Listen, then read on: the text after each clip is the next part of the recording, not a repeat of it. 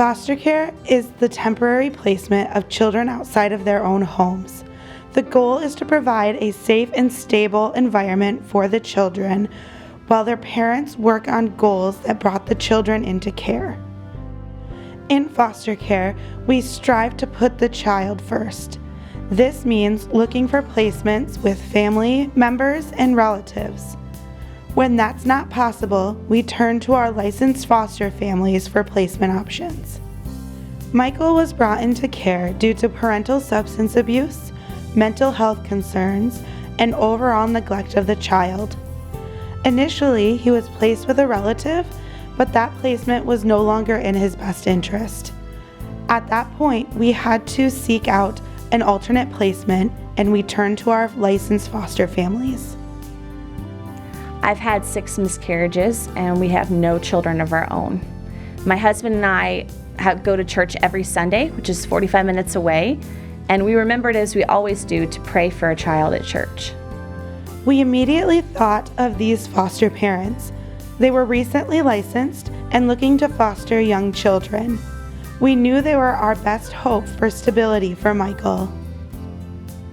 But we forgot something that day. We forgot to take our phones off of vibrate when we left church, which is an odd occurrence in this day and age. We made efforts to contact the family numerous times via phone and text. This was unsuccessful. Knowing this child needed a safe place to lay his head that night, as well as stability and love, I went to the home in an effort to make contact with the foster family. When we got home, we were tired, so we laid down to take a nap, and we woke up to someone knocking loudly at the door. And we thought, who could it be? We didn't have any friends coming over that day. We didn't have any solicitors that typically would come over. So my husband stumbled downstairs and opened the door. Kayla from Catholic Charities was standing there and said, "I have a baby if you want him." My husband, completely shocked, said, "Yes, let me talk to my wife, come on in." Then he yelled up the stairs and said, "Honey, there's a lady from Catholic Charities with a baby."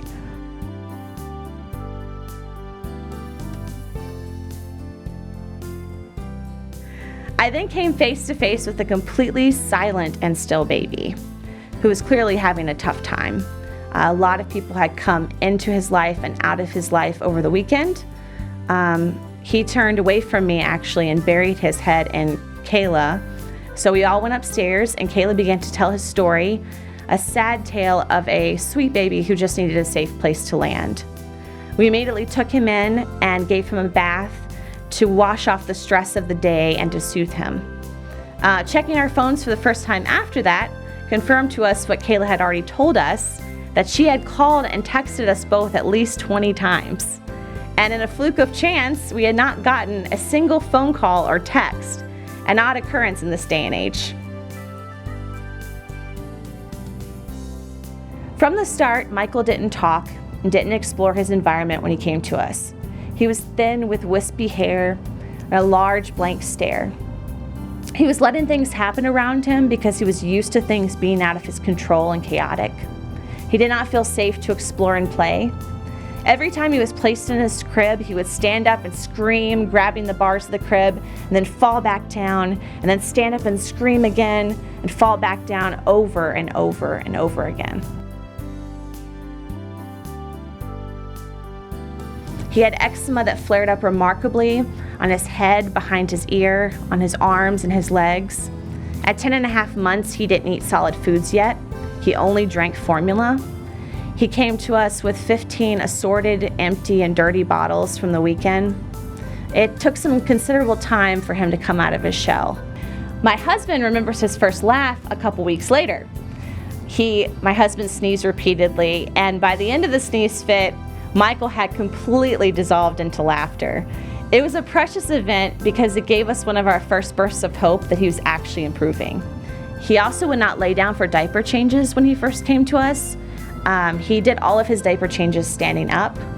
This didn't bother me at all because I had very little baby experience. In fact, after his first bath, I put his first diaper on backwards. So several weeks later, my husband's mom asked him very nicely and sweetly to lay on his back for his diaper change, And that was the first time we were actually able to diaper change him laying down. So it was a big, big accomplishment for this sweet boy. He is actually one of the sweetest boys you'll ever meet, and he's hilariously funny too. Lizzie, his previous foster care worker, had a lot of experience with children in care, and she said he was the funniest child she's ever come across. His first joke was when he looked at me and called me a chicken. We have lots of chickens in our yard, and he loves being outside with them. I said, laughing, "I'm not a chicken, I'm your mama." And in perfect comedic timing, he looked at me assuredly and said, "Chicken," dissolving into laughter and burying his face in his hands. I had never questioned my identity so before until that day when my foster son so clearly and definitively called me a chicken.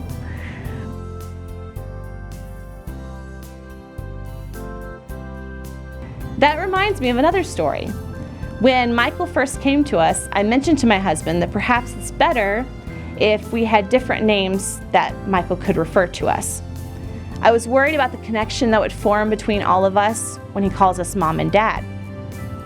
My husband had the best reply. He said, "For as long as Michael is with us, he deserves a mom and dad who love him." From that moment on, there was never a doubt in my mind that we were doing the right thing. Even if it eventually breaks our hearts and Michael returns to his birth mom or dad, he deserves in this moment to have a woman and a man in his life who he trusts and loves so much that he's confidently referring to as mom and dad. Every kid deserves this, and every kid needs this. They desperately need this. That's where Catholic Charities steps in. They've been incredibly wonderful and supportive to us through the whole process. And both my husband and I have talked about how we can't imagine having gone through anyone else. This was our very first time with fostering, and we totally lucked out with agencies.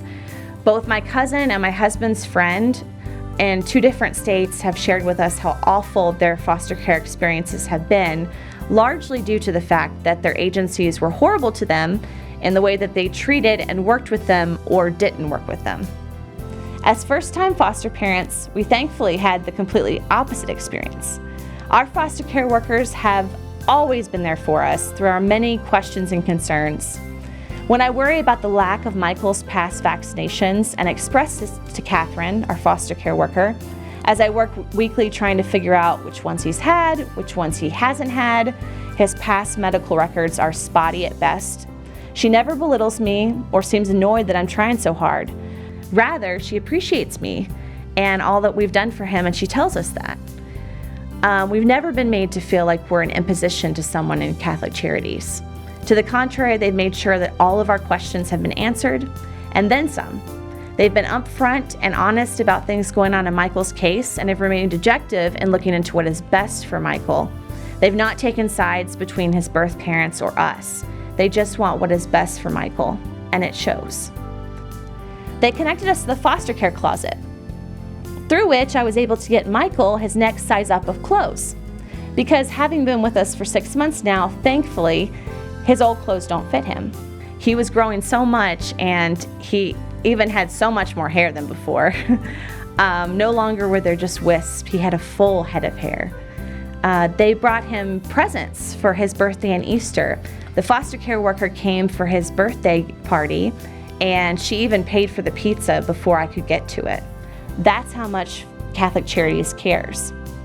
They go the extra mile each and every day for their kiddos, above and beyond normal duties week to week, always for the love of the kids.